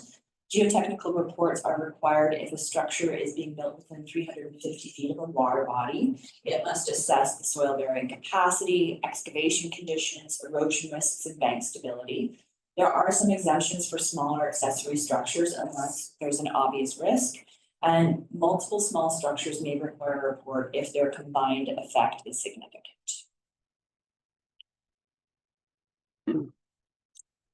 So in conclusion, compliance with the bylaw is critical to ensure the integrity and the overall development of communities. What we're really trying to do is update the building bylaws, make them harmonious across the district, and really improve efficiency, providing those customer service pieces that we want to implement, as well as meeting that is all I have, unless there's any questions. No, I think we already got there before you came, so I don't have any questions. If anybody else has any questions. I just have a comment. Oh, sure, Councillor Duval. Harmonizing these rules and is all at municipalities is essential. There's no reason in the world why every one of us has a little slightly different rules for building codes and bylaws. Doesn't make any sense. I'm sure that drives the builders nuts as they don't, they get something a little different when they're building in one. Maybe across the street, you're building a house and it's different rules. Doesn't make sense. Councillor Posthumous. So your temporary tents, that's for someone putting up for a wedding or something? typically special. Not the events. ones that you see for people parking their cars in the winter. No, that Although was- some of them say they're temporary because they take them back. no, it would be related to a special event. Have they looked into the cost of the permit for those ones that people do? Those portable ones they put their cars in, because I know it was quite a bit of money and people just aren't getting them. They're not even bothering getting them because some of the permits are almost the same cost as the 10th. Sorry, I do believe we distinguish between a regular accessory building and a soft sided structure, so it is a lesser value than a typical accessory building. But there is some review that is required on the association. yeah, I know St. Clements have quite a few in there saying. I think it's like $200 for the permit to put this. Right. And the tents are 400 to 300. Okay, so before you leave, I just think we will do a recap of what we heard and what we might expect into the future. And so, and council, correct me and make sure I catch everything, because I might not. I think that one of the what I heard from everybody is, let's talk about that vehicle going home again. And I think I'll go to my board members, because Councillor Postumus, you were shaking your head. No, Councillor Horechko, you were shaking your head. Yes, so I just want to know how our board feels, our members feel about that, because it's nothing that, you know, as members of the board, you have your meetings and, you know, council as a whole doesn't always get everything that happens at those meetings. So I just want to hear from our board members, how that came into play at the board level. And what's the perception of that right now? Presently, it's being, you know, relooked at Okay, from them taking them home. okay, Because if we go back to 2023, the expenses were way out of whack for the mileage. And so that's when the board deemed that the employees couldn't be taking the vehicles home anymore. So since then, yeah, can you explain expenses for mileage, or are you talking about the amount of Expenses. gas being used? exactly. Because, If we went back to 2022, when Selkirk was still involved, and I'm just throwing this number out there, we'll say the total gas expenses were $40,000. So without Selkirk, it was $80,000. It was like double. So it didn't really make any sense when technically they were driving less mileage. So that's when the board addressed it and said that the employees couldn't be taking vehicles home. except for you had to hire more staff to start picking up those inspections. Well, there was less inspections, but anyway. And Okay, since then, now in, I'm gonna say November for the new budget. It was discussed. brought back that they could, yes, they could be taking them home, but they're gonna have to pay so much money if they're gonna use for personal use.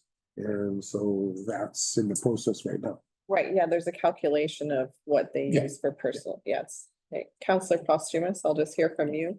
Yeah, it was a similar thing. The cost was way up, you know, and then gas had gone up again. So there was that involved. And there was the questions of where some inspectors live. I believe one lived in St. Way out in St. Marie or wherever, right by the lake. And most of our work was in West St. Paul, and it still is. West St. Paul's booming. St. Clements was not getting many inspections out in that area, so you still had to come this way. And other inspectors could live as far, you know, could live in Headingley, could live wherever. So it was going, the feel of them using them to come back and forth to work for themselves, and then some personal use. So like Councillor Rich was saying, it was like Selkirk left and we're like almost double the cost. And then there's the wear and tear on the vehicles also. Okay, so, and sorry, you're gonna hear a little bit of a conversation, but did the board consider that the organization can charge the individual from start to finish of his job, right? So if I take a vehicle home, I would still have to get to work. It's not, you can have it as a privilege, or you can have it as an expense to the employee. that they, from Headingley to the first job site, that portion of calculation goes against his allowable. And there, when he's calculating how much expenses he has in regards to kilometers, and then that is something that he takes, there's a calculation for it, and I don't know it, I'm not gonna speak to it. Either the organization determines it's a privilege or it's an expense to the employee. And then, because like, once again, I'm saying the efficiency of going to the job site is so important to an organization that was lacking inspection timelines. And so I just, moving forward, if the board is having these conversations, please take the points of views that are brought up today to the board level to ensure, because I think that adding employees costs way more money than someone driving to and from work. I'm just saying. But previously, the employees never paid nothing for taking the vehicles. Right. Yeah, so you could have So- changed that. Right now, I mean, we're gonna use the consent has been given to the executive director. Good. It's the taxable benefit portion. Correct. that Needs to be, because it was Yeah. a benefit, it was a privilege in the past, now it's a taxable benefit. Sure. How to mitigate that piece of it is. Right. Well, and to the employee, they have to spend that money no matter what. So it's, to me, Historically, they hadn't. yeah, it's a such, Yes. a lot of organizations do that. Yeah. So It's a perk of the job, but it's also an efficiency to the organization. Counselor Duval. Yeah, I believe the tax people identify that as a taxable benefit. Yes, Going from home to work, if you use a company vehicle, and you're gonna, the cost of that, and you probably use the mileage figure for that, I would think. What is it, 56 cents a kilometer? No. So that's one thing. Wear and tear on a vehicle, of course, when you're paying an employee 56 cents a kilometer for his personal vehicle, that covers all insurance, wear and tear, depreciation, the whole gamut of what a vehicle is costing you. One last question. Are the vehicles, planning district's vehicles, are they identified with a logo? yes, they are. Thank you. You have to have a logo on a C plate vehicle. Okay. Counselor Costume. Councillor Vella, wasn't the wear and tear of the vehicle at work. It was if they live 2 hours away and they're taking it home and coming back. it's personal use. Wear and tear on the personal use is also a cost.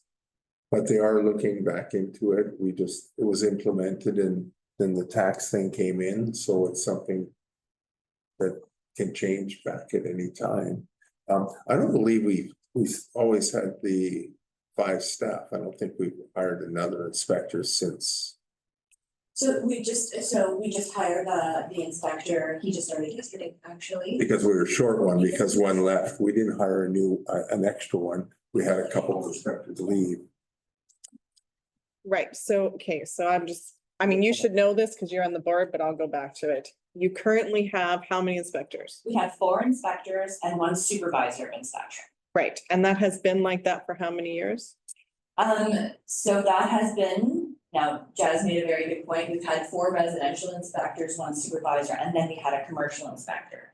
So some of our residential inspectors are also doing the commercial piece, that's pulling them out of the field to do that. Okay, and you're contracting though, We do have a contract staff available as well now, yes. but we never had that in the past. That was implemented in August of last year. Okay, so we are using more staff. The board, yeah, you're still I'm lost for words. Incurring more employee wages. Right? So I'm just saying, look at this. Yeah. And don't, yeah, just Yeah. look for us. Yeah, I can see where Oh, no. there's understanding, but I saw your head shaking no, so I just want to know that the board is willing to look at that. Yeah, we're looking into it and the contract is just as needed. I understand that, but if you alleviate the as needed, you save the organization money. And it's because of the boom in West St. Paul and the commercial, they're getting a Tim's and McDonald's in West St. Paul, so there's more commercial now too. Right now, it's basically with the executive director on the tax side of it, from the CRA side of it, what the employee's gonna have to pay $100 a month or 200. Oh, yeah. And maybe Yeah. when you have to replace your fleet, you look at electric and you're saving gas. Yeah. And there's a benefit to that too, right? My daughter has an electric vehicle and I absolutely love it. So it's great for like commuting, right? It's fantastic. And there's lots of grants for that kind of opportunities too through the feds. So I think that, that's an opportunity too, where you're not having that gas expense. You're putting in a couple of charging stations depending on who.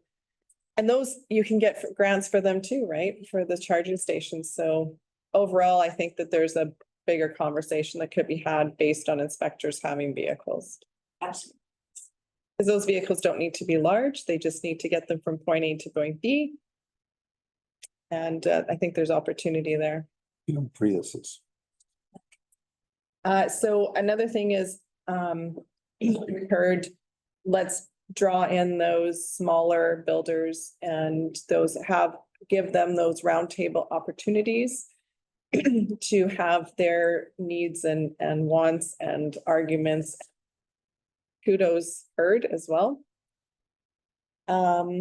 We're happy to see that, we're moving to everything being more uniformed than so divided.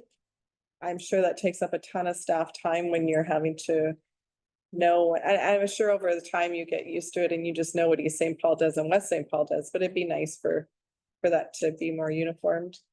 And then, I just learned about the trust situation, so interesting. Thank you for the information, and I guess we'll have to see what happens into the future with that. Have to do some more due diligence. Anything else that council heard that they're happy to see or they want to see change in moving forward? No, that's fine. Okay.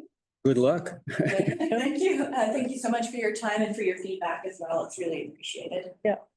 Oh, and the deck permits. Yes. Yeah, Yes. the deck permit.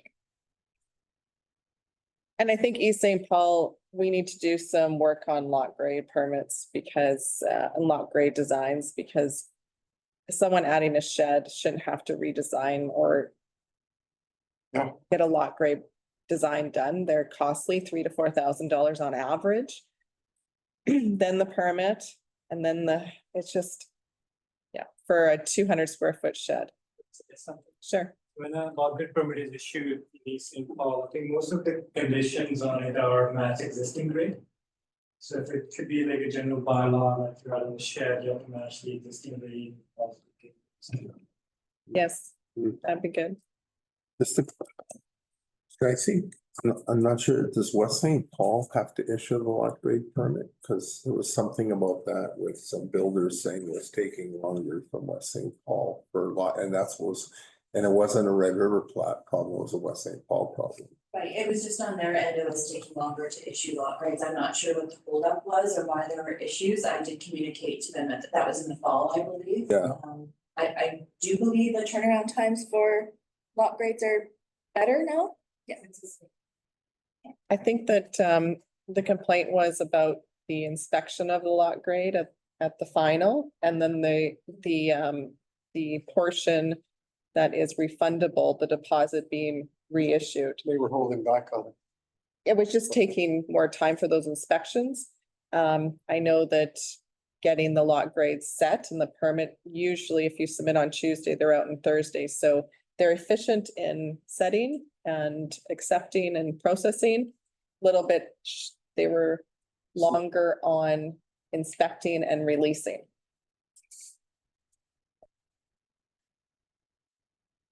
Okay, so thank you very much. Have a good day. Okay, we're gonna take a 5-minute recess.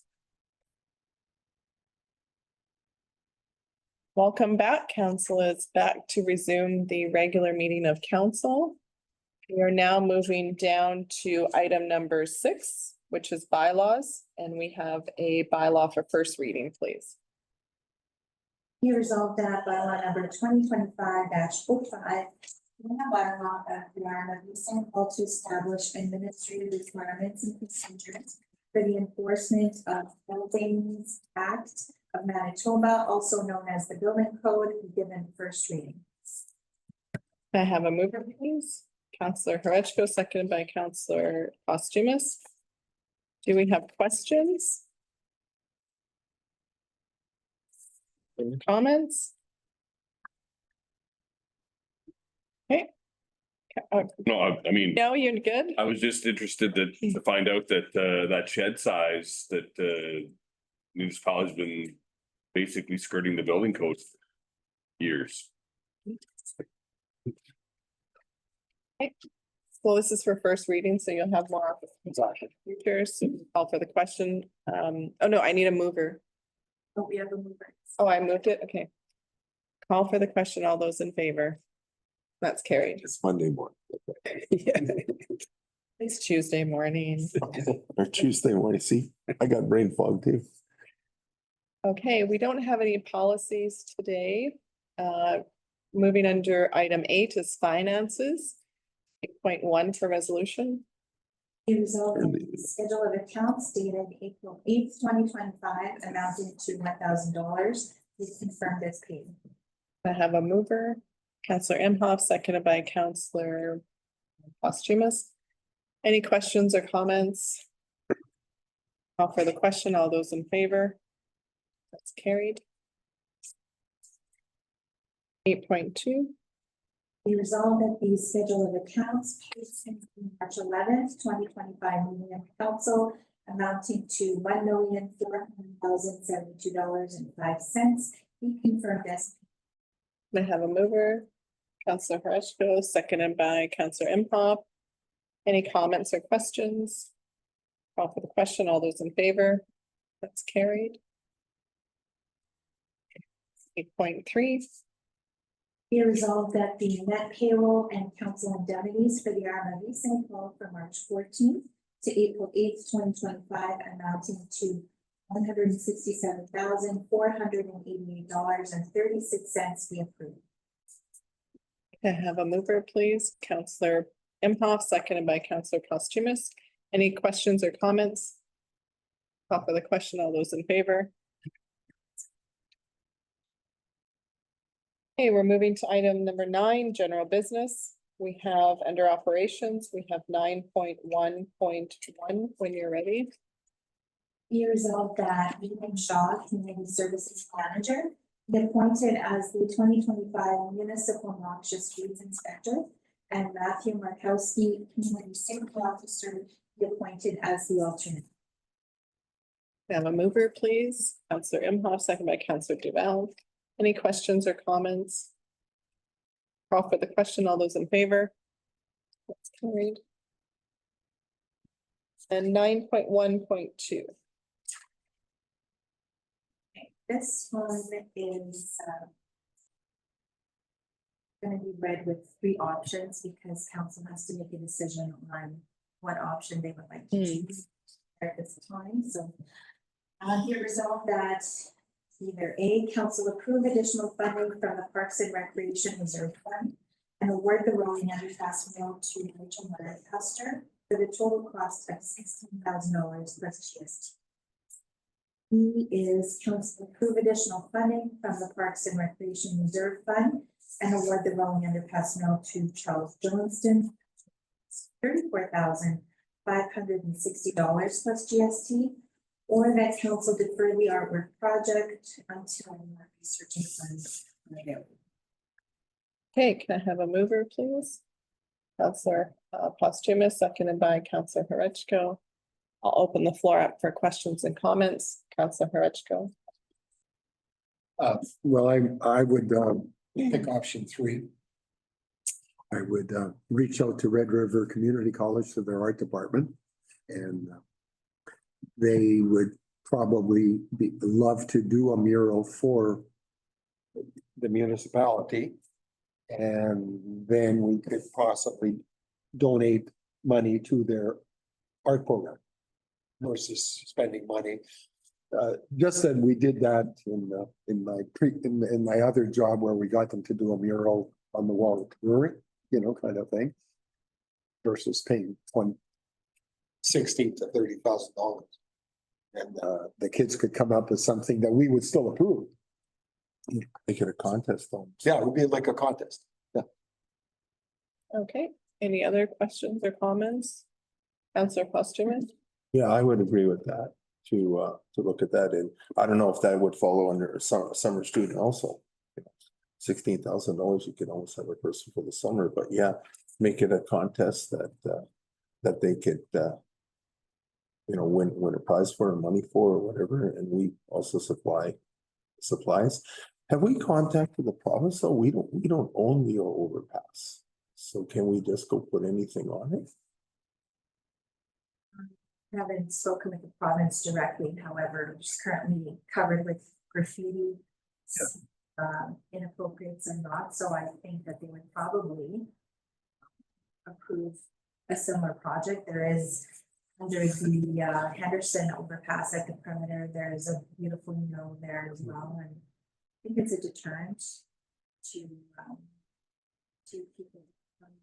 Typically, they don't tag other artists' work, so I can make up some contact at the province. I don't anticipate having an opposition with that. Yeah, because we should call them and let them know that if there's inappropriate stuff, because they have guys that go around and cover that right away. It does fall on RM. Well, we don't own the overpass, we just own the trail. Yeah, so it's their overpass, I would think. It costs us money every time it's tagged. Every time what? Every time someone goes and tags it, it costs the RM money to clean it. Why are we cleaning it if it doesn't belong to us? So you'll have to talk to your MLA about that, but currently that is on the RM. It's our jurisdiction.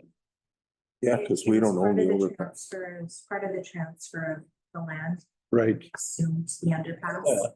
So if the underpass has to be rebuilt for $200 million, do we have to rebuild it? Do we own it now?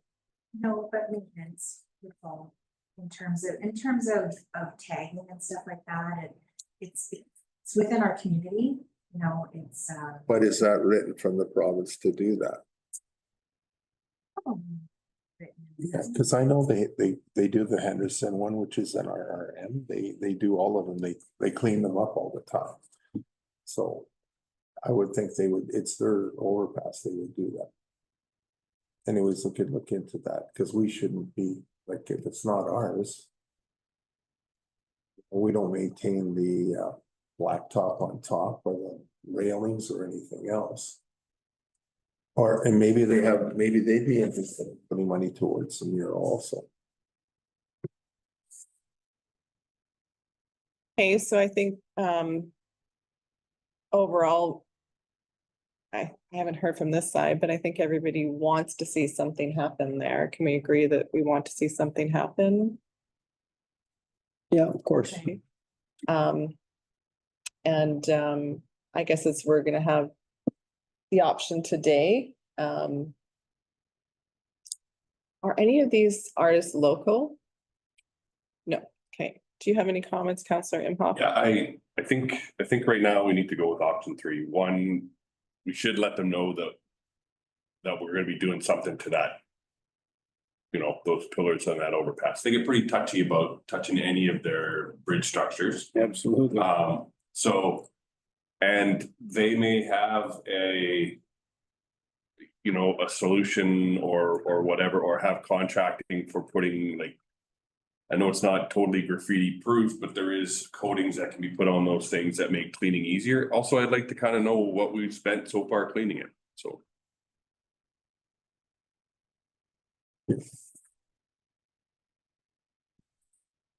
Okay, Councillor Duval. No, I agree with Councillor Imhoff. No, Okay, in 3. What? You and I agree? I know. I'm following.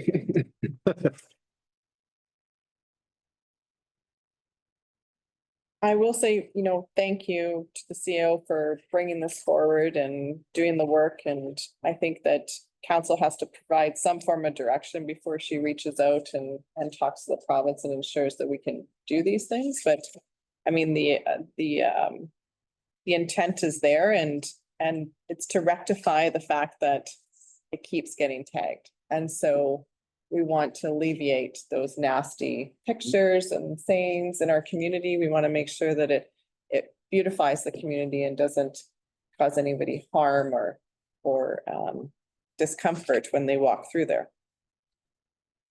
So with that being said, you can have the resolution read for option number 3 and then from there. Be resolved that council defer the artwork project until more research and funds are. Can I have a mover, please? Oh, I do. Okay. Call for the question. All those in favor? That's carried.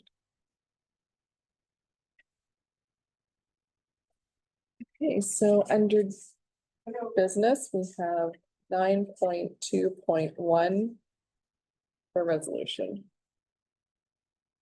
Be it resolved that council approve a grant in the amount of $1,500 for the Royal Canadian Legion 2025 Canada Day celebration. Can I have a mover, please? Councillor Hurechko, second by Councillor Imhoff. And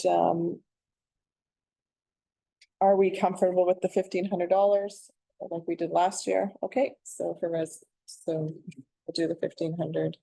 Do you need to reread that or no? Okay, call for the question. All those in favor? That's carried.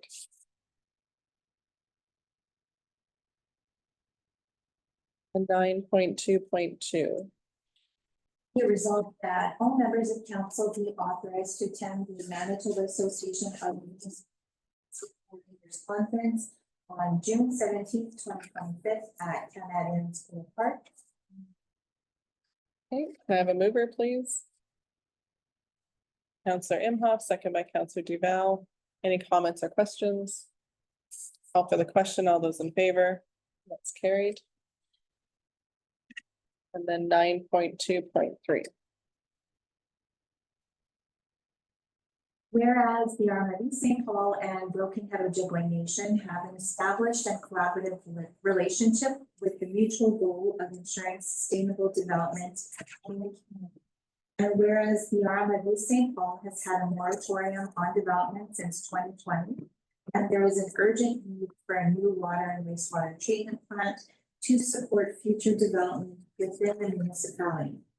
And whereas the Canada Housing Infrastructure Fund offers funding opportunities for critical infrastructure projects, including the potential to secure up to 100% funding for the construction of water and wastewater treatment plants, as opposed to 50% funding available through an East St. Paul-led application. And whereas it has been determined that the most effective approach for advancing the project is a bond-led application with a partnership model between Broken Head Ojibwe Nation and the RRPD St. Paul. This partnership may take the form of a cooperative agreement or a similar collaborative framework with the specific terms and conditions to be finalized in a formal agreement prior to the authorization of the first payment by the Canada Housing Infrastructure Fund. Now, therefore, be it resolved, the RRPD St. Paul fully supports the Broken Head Ojibwe Nation's application to the Canada Housing Infrastructure Fund for the new water and wastewater treatment plant project. And be it further resolved that the RRPD St. Paul commits to providing a formal letter of support for the project, as well as to supplying any relevant capacity assessments and studies that may assist in the approval process. And be it further resolved that the RRPD St. Paul will work collaboratively with Broken Head Ojibwe Nation and other relevant stakeholders to finalize the partnership agreement and ensure the success of this important infrastructure initiative. Hey, can I have a mover, please? Councillor Duval, second by Councillor Hurechko. Any comments or questions? Okay, call for the question. All those in favor? That's carried. Into our correspondence for information. First, we have some funding that was allocated towards Dutch elm disease of $20,177.28.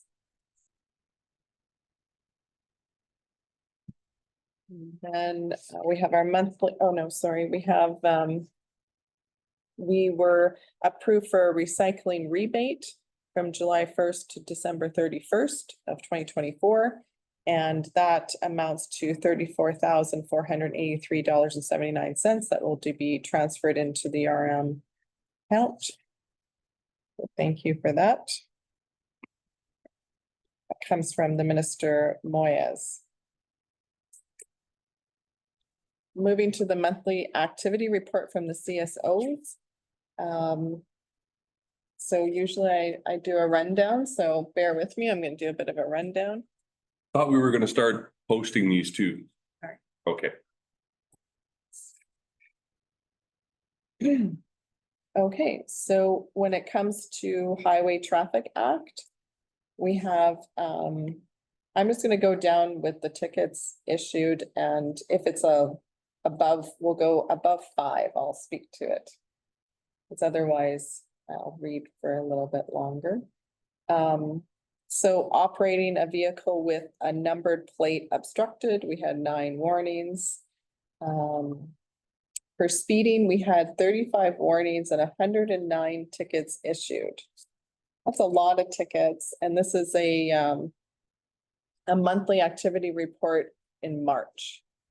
So that is a lot of speeding that's happening in the RMs. Nice to see that they're being ticketed, and we'll hope to see these numbers coming down as individuals realize that we are monitoring the speeding in the community.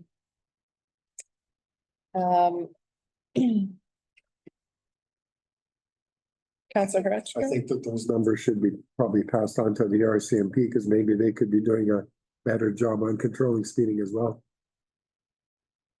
Well, they may look at that and say, oh, it's being covered very nicely. Yeah, I think that's the whole part of the CSO is that they're taking on those roles that the RCMP might not have as much time for because they're handling major crime situations.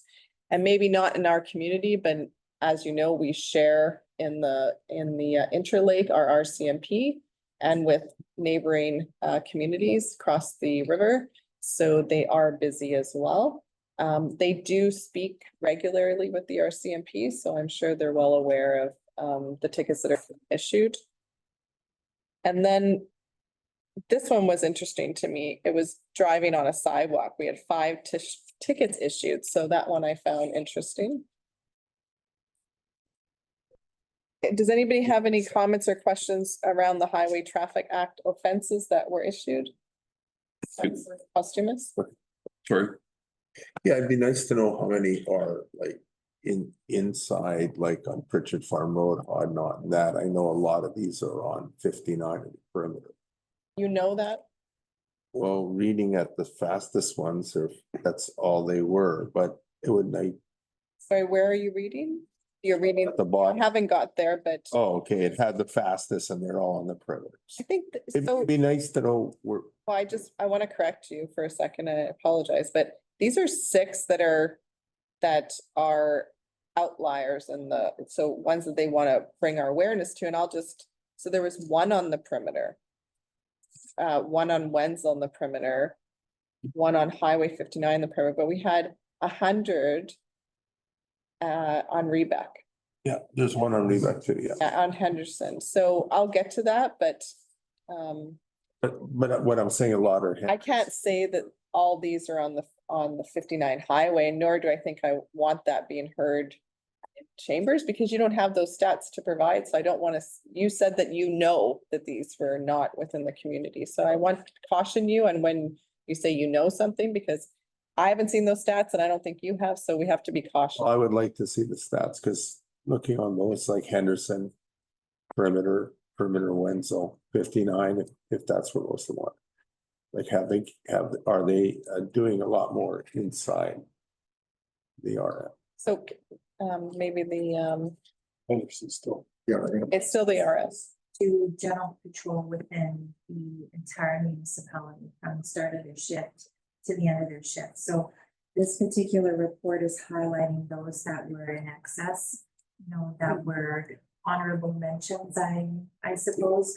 A lot of the areas are Birdsville Road, Podnot, Henderson Highway, Richard. School Zone, Pritchard Farm. And of course, because they're patrolling the no truck route, it's kind of glaringly in their face if they see vehicles speeding by, so it is within their purview to burn that, and I think it's important that they do. Yep.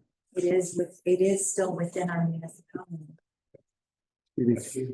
Well, and on that note, it'd be nice to see from previously to now, like the mayor was saying, it's good to see that the speeding has stopped inside the yard too.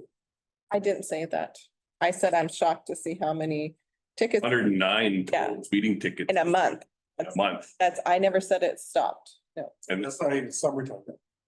yes, and that's in 30 days. So I'm saying that the number is a little alarming. Yeah. It's actually And less than 30 because they're not out 7 days a week. right, so that's. They're only out maybe Yeah. 20 days a week, Yeah. maybe 2 shifts, I think. Mhm. So when you look at it that way, that's like. Yeah, I didn't say that Yeah. speeding is stopping. Also, They're in the right places, in other words. we brought up on Rebec, and that's great because I've had residents complaining about speeding. And it's not necessarily our residents, people living in St. Clements as well, that use that road. Yeah, it's anybody, Counselor Imhoff. I just find it scary that there of those 6, basically all up 40 above the speed limit. Like that to me is just insanity. Okay, so down to the traffic bylaws, so let's start, no truck route, unsecured loads. So no truck route, we had 4 warnings issued and 10 tickets issued. And then that was with a driver, so owner operator, and to a company of a non-truck route, we had no warnings and 7 tickets issued. I will say that these numbers are relatively coming down, so maybe they're catching on. And then we'll go to, I'll talk about the speeding tickets that were highlighted in the report. So an individual was going 133 kilometers per hour in a posted 80-kilometer zone, which was 59 in the perimeter.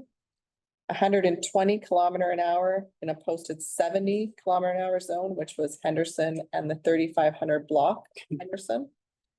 118 kilometers per hour in a posted 80-kilometer zone, perimeter and Wenzel.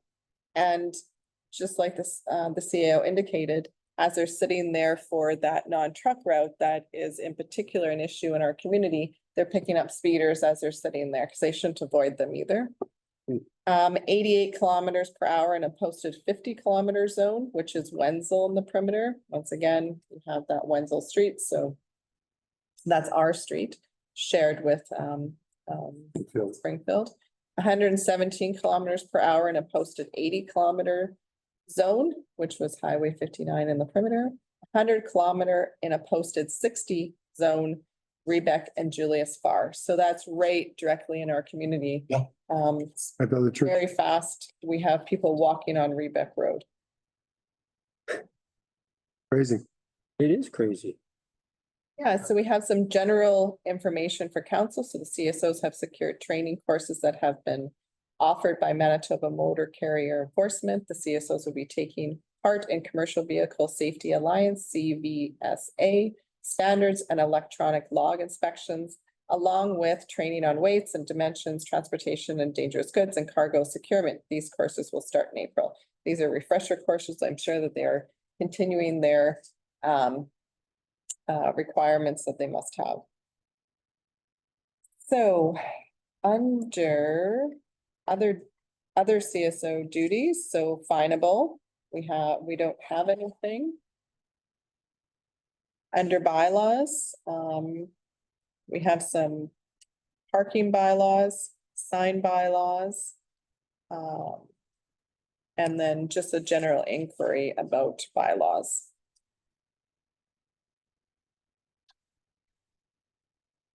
And then we had CSO's call for service. So one of those items, which is the vacation home patrols, we had 37 individuals request that service. It's a great service. We're happy to provide it, and I'm glad to see that it's well received. Mischief, we had 5. School resource engagements, we had 12. I'm gonna guess, I don't know exactly what that means, Suzanne. Can you? Pardon me, Christian? It's school resource engagements. Oh, our CSO one is currently collaborating with the River East Transform School Division on matters relating to internet safety and these kinds of things. Introducing the CSOs to Yeah. the students, that they're aware that they're in the community. Okay. It's a very new program that Mr. Markowski has spent a considerable number of hours with the school division. Great. Okay, and then running radar. I assume that we're having a request for streets to have radar or speeding monitoring on them. Correct. Okay, so we had 18 of those requests, which is great. They're notifying us. And special attentions. I don't know exactly what that means, but there's 23 of them. I assume somebody has just made them aware of something, so they're spending some extra time in a location.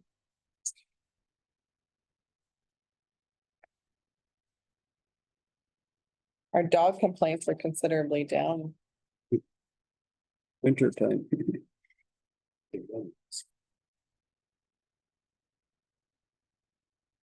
And then we have a letter that was written to operations, I assume.